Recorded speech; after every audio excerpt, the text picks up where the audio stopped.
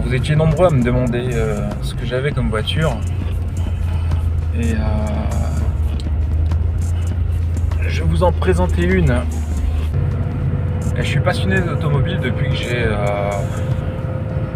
je pense depuis toujours, mais surtout ma première voiture, je l'ai achetée, j'avais une quinzaine d'années. Bon, j'avais pas le permis évidemment, mais j'ai acheté une épave et je me suis fait la main dessus, je l'ai restaurée.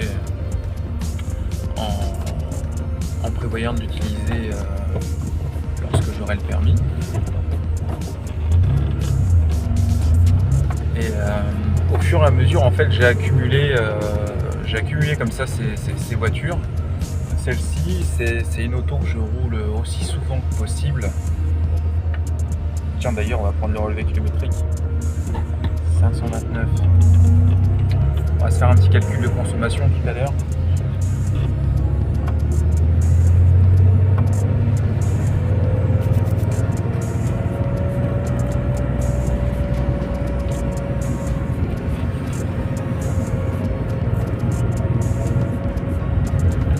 Avant de vous présenter plus en détail la voiture dans laquelle on se trouve, je vais vous parler surtout du manomètre là que vous voyez au milieu, là, Air Fuel Ratio, qui est en fait configuré sur la valeur lambda. Donc là vous voyez, je suis à un feu rouge complètement à l'arrêt, la lambda à peu près à 1,04. Je commence à redémarrer, on va se taper à nouveau le feu rouge. Vous allez voir un petit peu ce que je conseille en termes de valeur lambda. Je roule à l'E85, alors pour plusieurs raisons, parce que déjà c'est un carburant plutôt bio, hein. Il est issu de certaines céréales ou de déchets de céréales, et surtout c'est un carburant carrément moins cher. Là, je vais vous montrer à quoi correspond la consommation de cette voiture. Si c'était une voiture diesel ou essence en fait. Pour voir à peu près le coût au 100 km, ça c'est révélateur. Donc du coup là, les valeurs lambda, vous avez vu juste avant on était au feu, là je commence à monter les rapports. On est sur une petite départementale.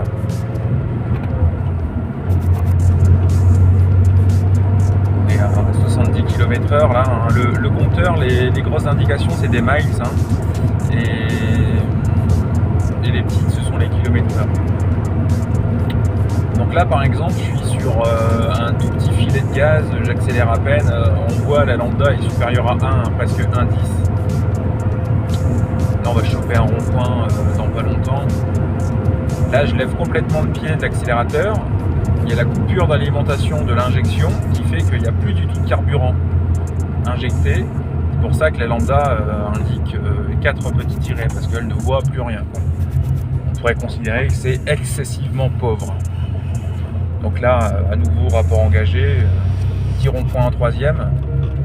Une voiture très très souple.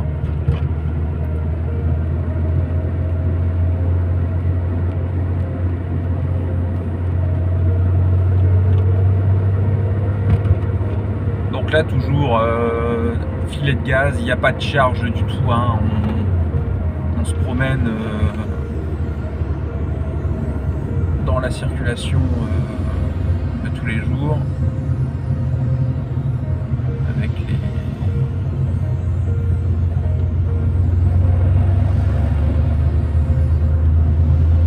les ralentissements qu'on connaît tous.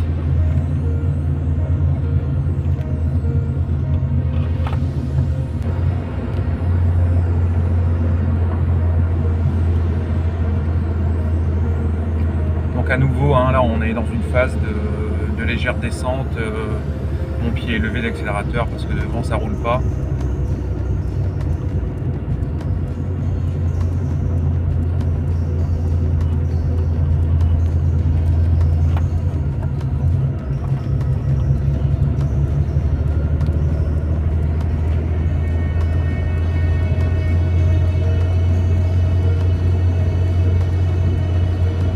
Là du coup on constate carrément que dans des faibles vitesses, très faible charge, je suis plutôt réglé pauvre.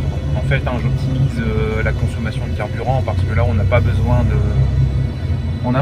de mettre beaucoup de carburant pour faire avancer la voiture et il n'y a pas de risque que l'on casse quoi que ce soit en étant pauvre. Donc là à nouveau je suis à un feu rouge à l'arrêt dans la file. Lambda 1.03, moteur chaud, on est bien. J'ai déjà roulé avec une lambda encore plus élevée, moteur chaud. Et bon, le gain en consommation il est anecdotique.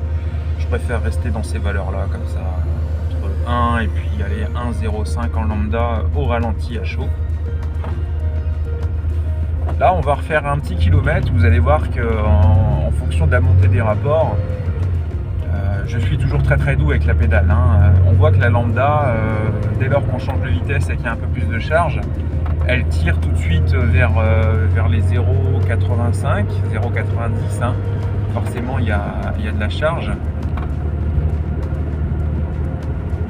Et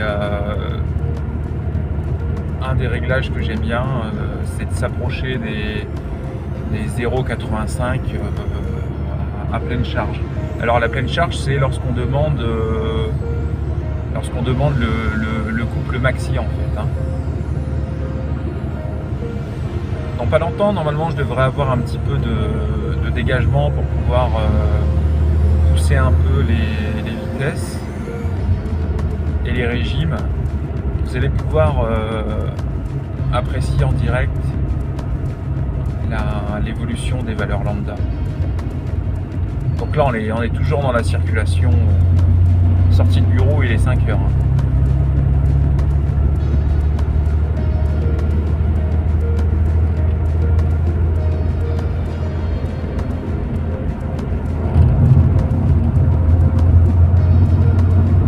Alors aujourd'hui, c'est une voiture que j'estime bien réglée dans le rapport, dans le compromis performance-consommation. Plus riche, ça ne fait rien gagner, mais la consommation s'envole. Et puis un peu plus pauvre, je peux perdre un peu en puissance max. Donc là, à partir de là, je vais pouvoir enquiller.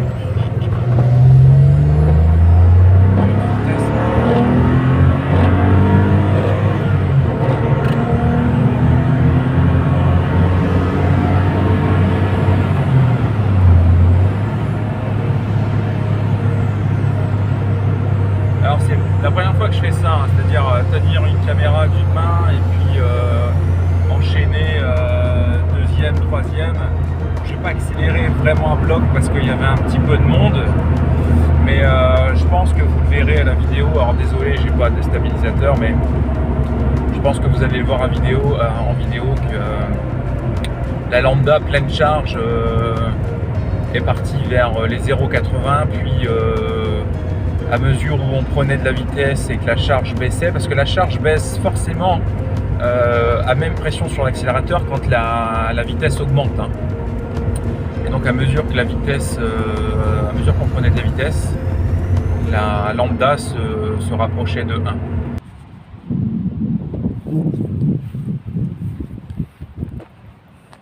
Bon, du coup, je vous présente ma petite voiture.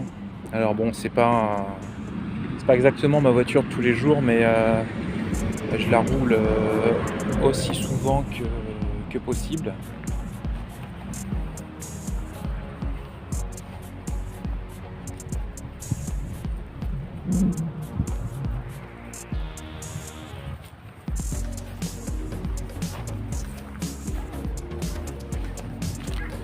Alors, je ne sais pas s'il y a des amateurs de ce genre de modèle et si vous connaissez précisément ce que c'est. Alors, cette voiture en fait ressemble à donc c'est une Porsche 911 qui ressemble à une 964, mais en réalité c'est une ça c'est un modèle 89 et c'est une 3 litres 2 G50. Donc c'est-à-dire que c'est une type G qui normalement a des pare-chocs à soufflet. Et en 90, son propriétaire l'a modernisée en fait, pour la faire ressembler à celle qui venait de sortir. Donc en fait elle a ce look depuis ses débuts. Puis bref, donc vous avez vu les lambdas que je gère.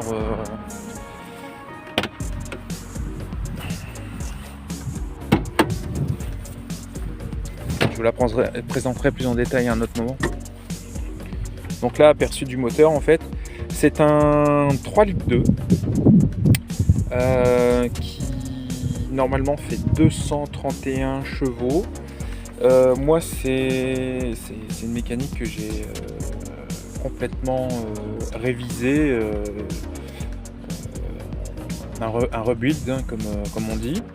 Donc là il a 17 ou 18 000 km depuis, il est en pleine forme. Je l'ai passé à l'E85. Alors c'est une injection électronique, mais en 88, c'était pas des injections qu'on pouvait reprogrammer. Donc là, c'est des calculateurs avec des EPROM. Il faut un émulateur d'EPROM pour pouvoir modifier l'injection de la cartographie comme on le veut. Donc là, pour la passer à l'E85, j'ai cumulé 10 différentes approches pour pouvoir rouler parfaitement à l'E85 avec les valeurs lambda que vous avez vues. Voilà. Ouais, j'espère que ça comblera ceux qui voulaient voir dans quoi je roule.